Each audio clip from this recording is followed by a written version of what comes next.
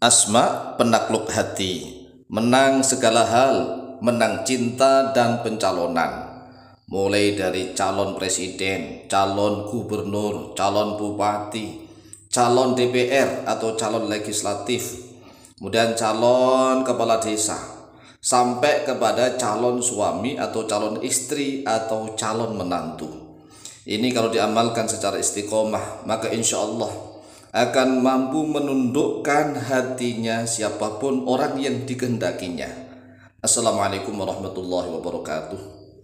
Bismillah walhamdulillah wassalatu wassalamu ala rasulillah Sayyidina wa maulana Muhammadin ibn Abdillah wa ala alihi wa sahbihi wa mawalah wa la hawla wa la quwata illa billah, amma ba'd. Saudaraku kaum muslimin wal muslimat rahimakumullah, wa bil khusus saudara-saudara kami para pecinta dan subscriber channel YouTube Tafsir Al-Mu'allim dimanapun berada, yang tidak lupa dan tidak bosan-bosannya senantiasa kami doakan, semoga Allah Azza wa Jalla memberikan kesehatan, sehat walafiat lahir dan batin. Semoga Allah Jalla Jalaluh memberikan rezeki yang melimpah ruah, harta yang barokah, menjadikan anak-anaknya anak-anak yang soleh dan solehah, duriyahnya duriyah yang thayyibah, hidupnya sukses, bahagia dan selamat di dunia dan di akhirat. Amin amin Allahumma amin. Saudaraku kaum muslimin wal muslimat rahimakumullah, banyak orang yang mengira bahwa doa tanpa ada uang maka enggak bisa apa-apa. Ini adalah keyakinan yang salah kaprah. Mengapa? Karena walaupun orang itu punya uang, misalnya nih bisa beli obat, uangnya bisa beli obat, tetapi dia tidak akan bisa membeli kesembuhan. Paham nggak? Uang bisa untuk beli obat, tetapi apakah uang bisa membeli kesembuhan? Tidak.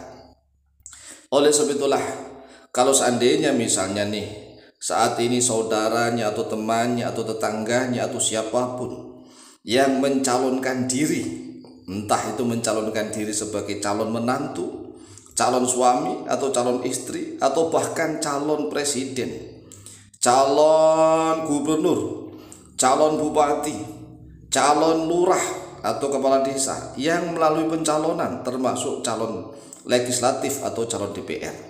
Ini kan membutuhkan dukungan banyak orang. Nah, mungkin yang punya banyak uang akan membeli suara, suaranya dibeli katanya. Dia bisa memberikan uang itu kepada siapapun, tetapi tatkala orang-orang itu masuk ke dalam bilik pencoblosan belum tentu terpilih, belum tentu. Mengapa? Karena yang membolak-balik hati itu hanya Allah, yang memiliki hati hanya Allah. Jadi kekuatan doa itu super luar biasa, jangan diremehkan. Banyak orang yang sudah mulai menggunakan pikirannya, pikiran itu di otak. Tetapi kalau doa itu membutuhkan keimanan, iman itu diterima oleh akal. Akal letaknya di dalam hati. Ini yang harus dipahami. Jadi kekuatan doa itu adalah supranatural yang ada di dalam akal. Akal terletak di dalam hati. Hati ada di dada.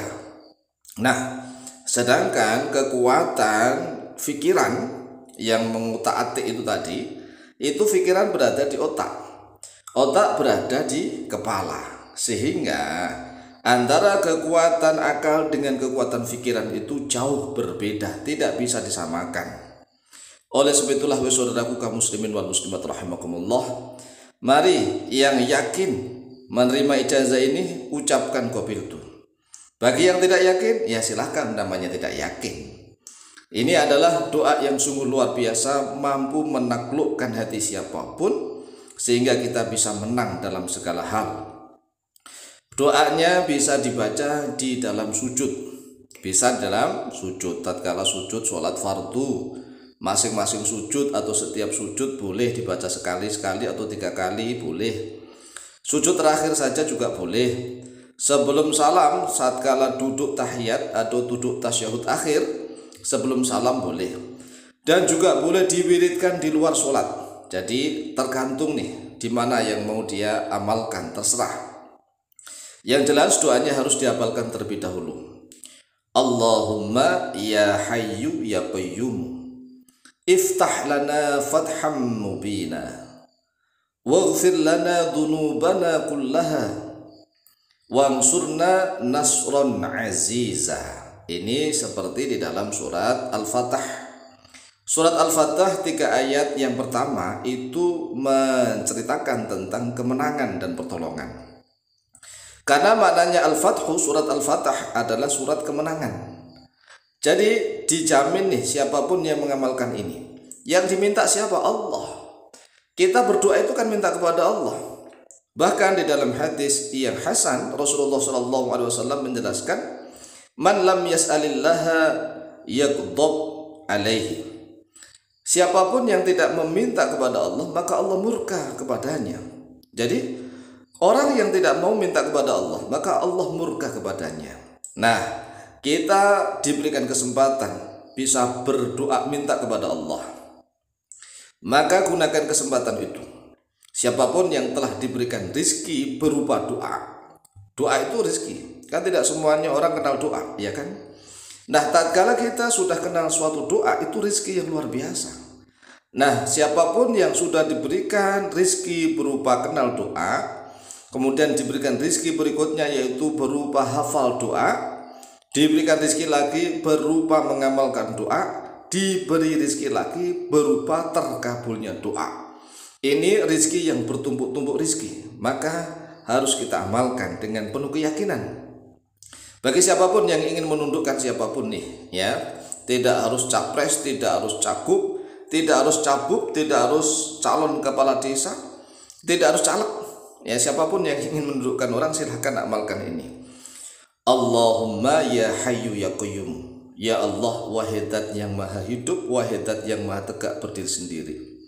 Iftah, menangkanlah oleh Engkau lana untuk kami ya Allah. Menangkanlah kami ya Allah. Fathan dengan suatu kemenangan mubinan yang nyata.